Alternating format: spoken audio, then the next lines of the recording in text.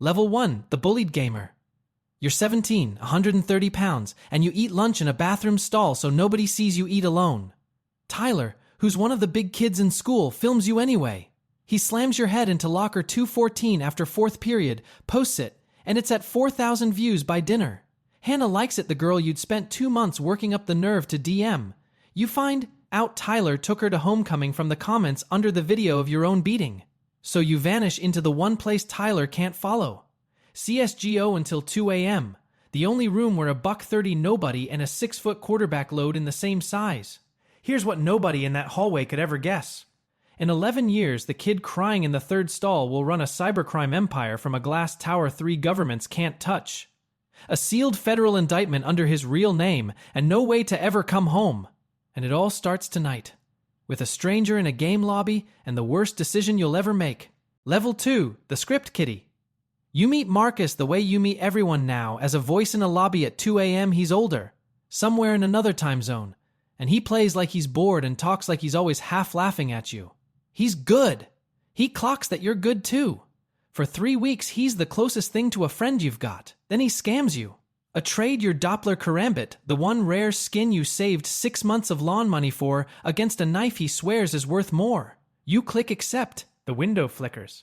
The knife's gone, Marcus is gone, and a day later he's back in the lobby like nothing happened, your karambit sitting in his inventory. Relax, he says when you lose it. It's a video game knife, bro. It's not even real. Here's the part you'll never admit. You're not angry. You're impressed. You message him that night. How did you do that?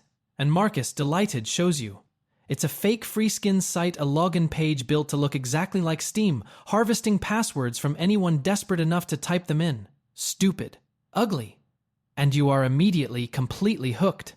The guy who robbed you just became the only teacher you ever wanted to impress. You buy a $90 ThinkPad off Marketplace. You install Kali Linux because a YouTube video told you to. You download Tor because the same video said anonymous in a tone that straightened your spine. You don't know what a payload is. You don't know what a proxy does.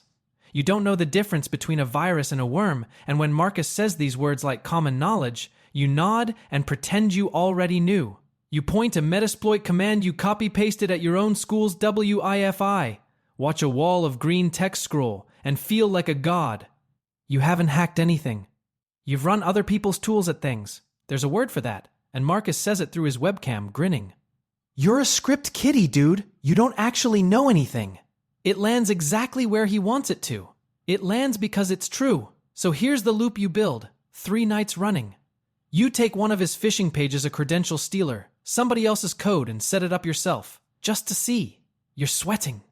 You're certain a van full of agents shows up the second you press enter. You press enter anyway. Nothing. No van. Then, an hour later, a notification. Someone typed their name and password into your fake page.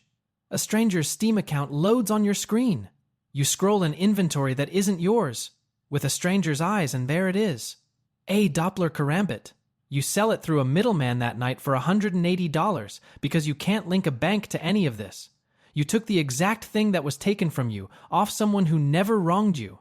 The feeling isn't guilt, it's power. That should scare you more than it does, but you're done running other people's scripts. Marcus called you a script kitty. Fine. You're going to learn to build the trap yourself. Level 3, the phishing scammer. You wake up to 71 sets of live banking credentials sitting in a text file, and you have to sit on the edge of the bed for a minute, because you went to sleep as a kid with a hobby and woke up as something else. You stopped using other people's pages months ago. Now you build your own.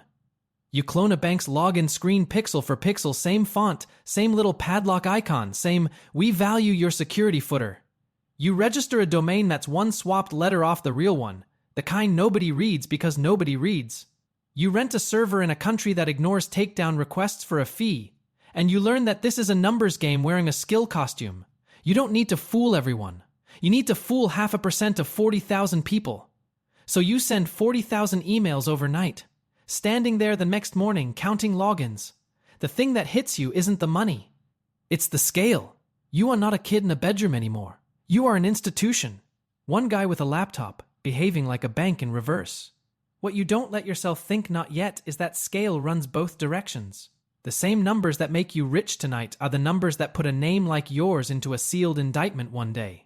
Big enough to steal from everyone is big enough for everyone to come looking. Then comes the night you almost end it before it starts. You fish a guy. Generic email, nothing special. He replies friendly, a little confused, asking a clarifying question about the account notice. And you, half asleep, helpful by reflex, start typing an answer from your real email. Your actual name in the signature. You get 3 words in before you notice the domain in his address. He works as a fraud investigator. For a bank. You delete the draft so fast you knock the laptop off the desk. You sit on the floor in the dark with your heart going like a drum solo. That's how everyone learns operational security. Not from a guide, from nearly dying once. The money is real now, a few thousand a week, good weeks more. But you discover the cruel joke of this whole world. Stealing the password is the easy part. Moving the money is the part that gets you caught. Accounts freeze. Mules ghost you with your cash. People, it turns out, are the firewall, both the ones you steal from and the ones you need to launder. Marcus messages you that month. Not to mentor, to buy. He wants credentials off you for his little gift card operation, and he pays your price without arguing. You stare at that message for a long time. The man who scammed you is buying from you now. You buy back a Dokla Karambit with your first $5,000 week. Same skin. Different feeling. It's not a wound anymore. It's a trophy sitting in your inventory. And you tell yourself that means you won something. Then you watch a victim, mid-drain, pick up her phone and call her bank while the session is still live on your screen. One phone call, and the exploit you spent weeks perfecting is worthless. That's the night you stop attacking computers. Computers don't get scared. People do. Level 4, the social engineer. The script is taped to the bottom of your monitor and your hands are steady. Which surprises you because you're about to talk a stranger out of the keys to a company. Hey, it's Devin from IT. I've got a ticket open for your account. You getting the password reset loop too? The help desk woman sighs like you're the 4th annoyance of her morning. She resets it for you. She reads you the temporary credentials off her own screen. You thank her by name. You hang up and you laugh alone in your apartment because no code was harmed in the making of that breach. You just sounded like you belonged. That's the whole secret. Every firewall in the world has a tired human being standing next to it who wants the call to be over. You learn SIAM swapping next, and it changes the math entirely. You find a targets carrier, you call in, or later, you pay a guy inside the store $60 a port, and you get that number moved onto a SIAM in your hand. Now every 2-factor code meant for them comes to you. You stand there at 3 a.m. catching login codes like rain. And you drain a crypto influencer who bragged about his cold wallet for low 6 figures in a single night. You keep nothing on your own machine. Everything runs inside a virtual machine you burn to ash before sunrise. Then you meet Lena, pediatric nurse. Real laugh. She matched with you on a dating app and she thinks you do something in IT security mostly, which is technically the most honest lie you've ever told. 3rd date, she's telling you about a kid on her ward who beat the odds. Her eyes go wet. And you almost tell her. You almost say the true sentence. You don't. The lie is small that night. You promise yourself it stays small. It does not stay small. Lies like this one have compound interest. Marcus calls. He's broke. His gift card thing collapsed, and he's heard the way people hear that you've gotten serious. He wants in. He wants to partner up, like the old days. There were no old days. There was a trade window, a stolen knife, and a kid too impressed to stay angry. But for the first time in your life, you are standing above him, and instead of hanging up, instead of finally, cleanly winning, you say yes. You tell yourself it's strategy. It's not. It's the 17-year-old who still wants the only person who ever taught him anything to need him back. That's the mistake. You won't see it for years. You're a ghost to everyone on Earthburner VMs. No real names. A face nobody can place. Everyone except Marcus. Him you let close. Him you met in person back before you knew better. Him you once paid through an account with your real name on it. Him you trusted with the one identity you'd later guard from the entire planet. That old gravity the pull that made you message the guy who just robbed you makes you careless with exactly one man on Earth. You just handed the person who lends your life the only thread that leads back to you. The knife sits in your Steam inventory the whole time. You bought it back, and now you never touch it. Don't trade it, don't flaunt it, don't even load the loadout. It just sits there. A private monument that Lena will glance at one day and never understand. The last SIM swap of the level goes too well. You're sweeping codes off a finance employee when one of them logs you somewhere you didn't expect, not a person's bank, but a company's internal Slack. Hundreds of employees. Years of secrets. An entire org breathing in front of you. You'd spent years stealing from people. You were now standing inside something with so much more to lose. Level 5, the cybercriminal. There's a hospital network locked on your screen, every file in it wearing your extension, and a message in the admin's inbox begging for the key. The same week, Lena works a 36-hour double at a hospital 2 states away and comes home gray with exhaustion. You do not say the two things out loud in the same room. You've gotten very good at not saying things in the same room. That Slack you fell into became your first real payday. At first, you sell your what the trade calls an initial access broker. The guy who breaks the door and rents the doorway to a ransomware crew that does the messy part.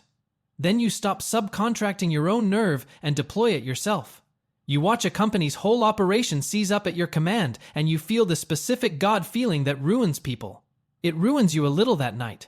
The money stops being money.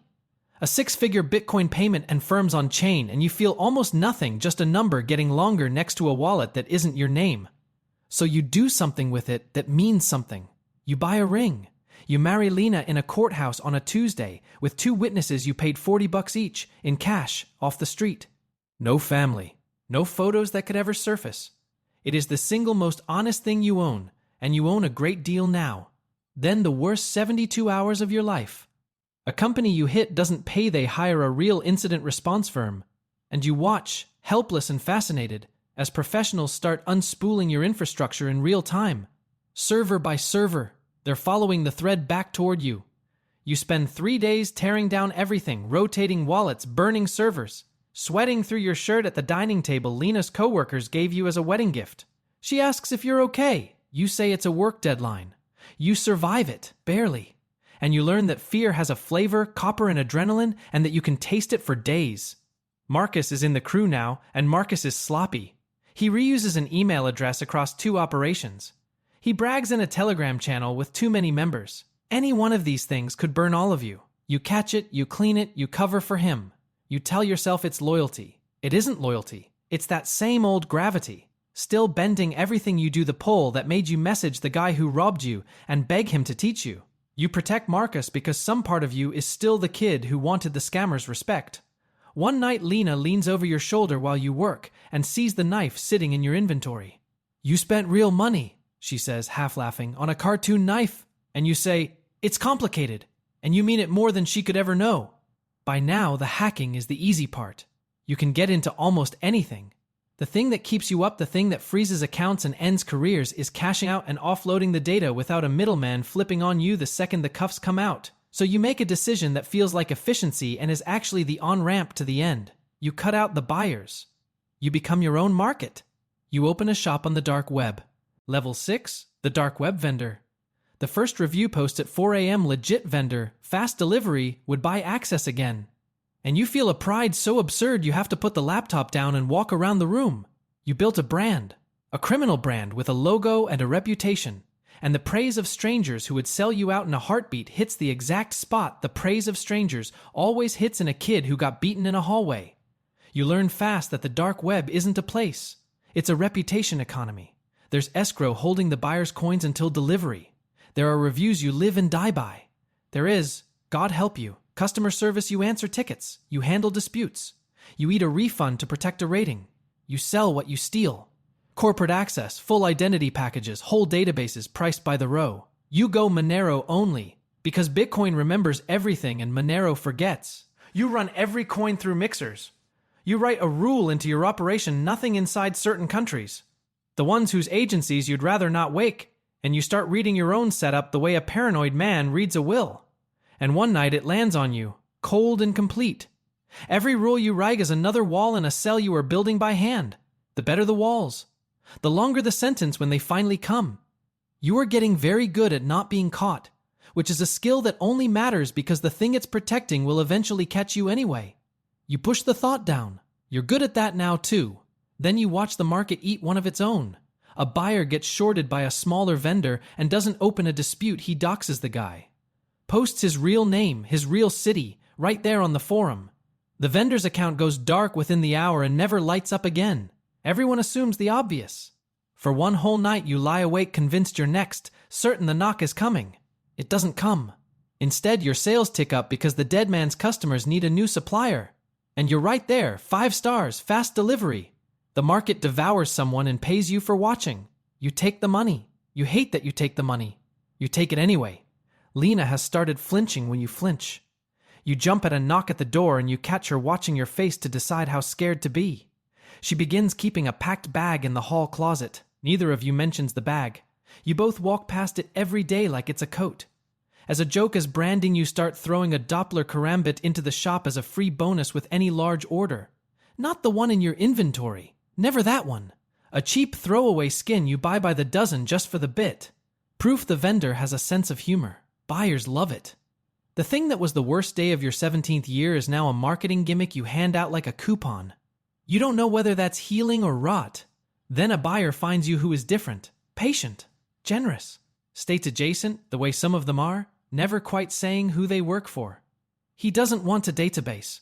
He wants persistent access into hardened targets, the kind no kit, no shop, no reseller on earth can deliver off a shelf. Selling other people's loot had a ceiling. You just hit it. The only way up was to become the weapon yourself. Level 7, the black hat hacker. You've been inside their network for 19 days and you haven't touched a single thing. You just read their email, their organization chart, who approves what, who's on vacation, which admin reuses his password, and which one doesn't. You're not loud anymore. You don't smash doors. You're whether already in the building, everywhere, blamed on nothing. This is the level where you stop being a criminal who's good with computers and become something the news writes careful articles about. You build your own loaders now custom, so no scanner has ever seen them. You live off the land using the target's own trusted tools against them, so there's nothing foreign to flag. Patience becomes the whole weapon. The amateur wants in tonight. You're happy to wait a month. You buy your first 0 day from a broker for the price of a house. A flaw nobody else on earth knows exists, in software running on 1 million machines, and for a window of time it is yours alone. You use it on a target you will not name out loud even now, years later, even here. It works perfectly. And the floor drops out from under the whole story quietly. The better you get, the smaller the list of people on earth who can do what you just did. Which means the shorter the list of suspects the day it finally goes wrong. Then the 9 days you've never told anyone about. You break into a target and find someone already there. Another intruder, quiet, careful better than you maybe. Neither of you can alert the victim without burning yourself. So you fight in total silence, 2 ghosts in someone else's machine. Each trying to outlast the other without the owner ever knowing a war is happening inside their servers. You win on day 9. By patience, the only thing you've ever truly owned. You never learn who they were. A government. A kid like you used to be. You decide not to wonder. Then Lena tells you she's pregnant. And for the first time since you were 17, you want out. You start counting. What's enough? What's the number where you stop, vanish, become a boring man with a boring family and a story you never tell? You count it the exact way you once counted lawn mowing money for a knife skin, hunched over, hungry, almost there. You mention it to Marcus that you've been thinking about stopping. Marcus goes quiet. Not agreeing quiet, not happy for you quiet. A cold, calculating quiet you've never heard from him, and your stomach knows what your brain won't say. A man who got rich beside you does not want to watch you walk away clean while he stays in the rain. You catch yourself mid-operation between 2 commands inside a network worth millions, idly staring at the karambit in your inventory. The most dangerous person in 3 time zones, soothing himself with a cartoon knife at 3 a.m. You don't laugh. There's a child coming and you are not a man a child should have. Here's the cleanest, smartest, most fatal idea you ever have. The real money isn't in doing the hacks. It's in owning the people who do them. Take a cut, never touch the keyboard. Let 100 other hands carry the risk. So you build a machine that can hurt people without your fingerprints on it. That machine is the one thing they'll be able to put your name on. Level 8, the cybercrime kingpin. You have a logo. Sit with that. The kid who couldn't get a seat in the cafeteria now runs a ransomware brand with a logo, a leak site, a press strategy, and a written negotiation playbook your affiliates follow like a script. They do the breaking in.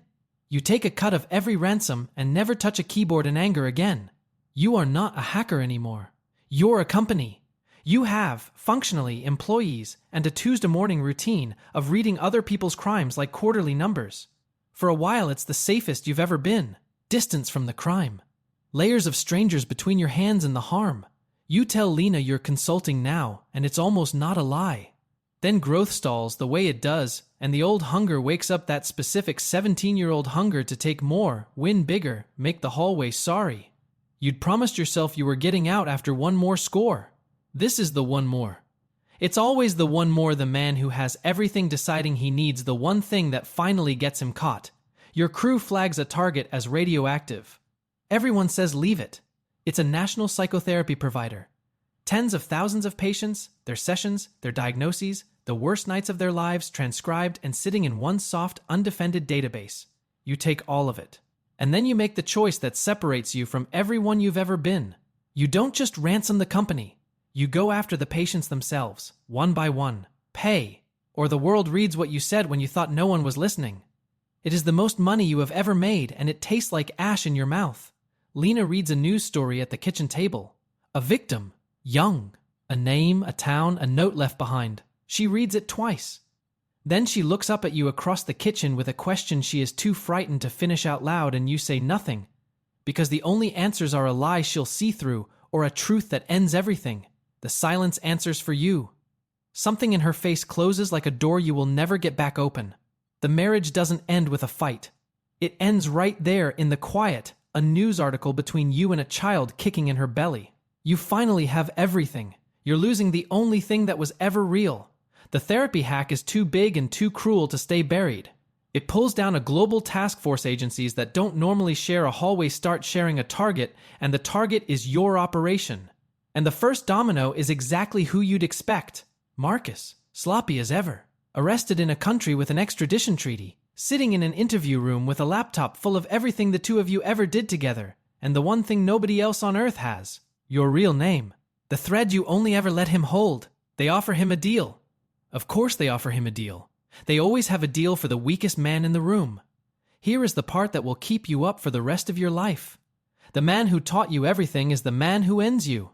Not a stranger. Not a slip of your own. The mentor.